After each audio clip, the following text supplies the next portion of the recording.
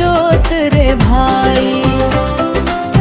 अंधियार मम देथे उजियारी,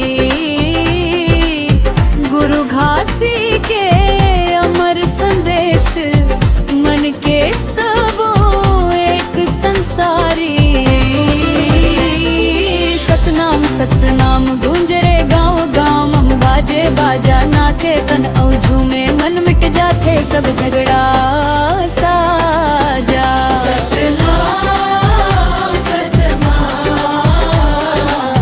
जगमग सतनाम दे।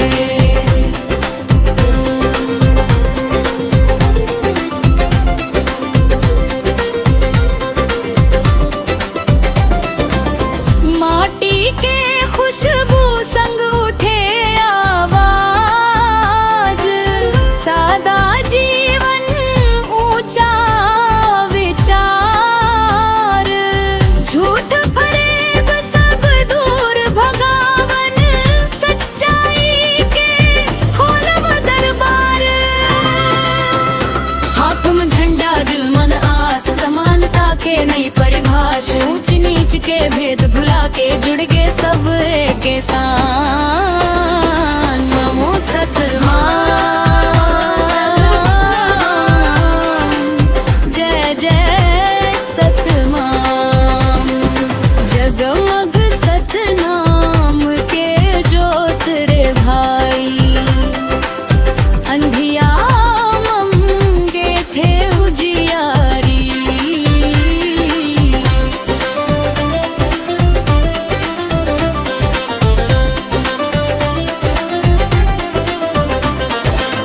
हारमोनियम के मीठ सुरवा भीतर तक गूंजे बात। ढोलक तबला संग संग नाचे, भक्ति बने प्रसाद। घासी बाबा के अमर कहानी, धरती मन आजो जिंदा। सत्य अहिंसा के पंथ दिखावन, मन के बनव सुंदर जिंदा। कौन दिखाए से सच्चा रास्ता, गुरु घासी बाबा। कौन सिखाई से कि समाम सतनाम सतनाम। ताल तेज मंदर झरब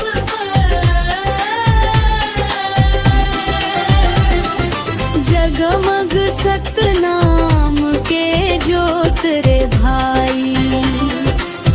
हर दिल मन उजियारी,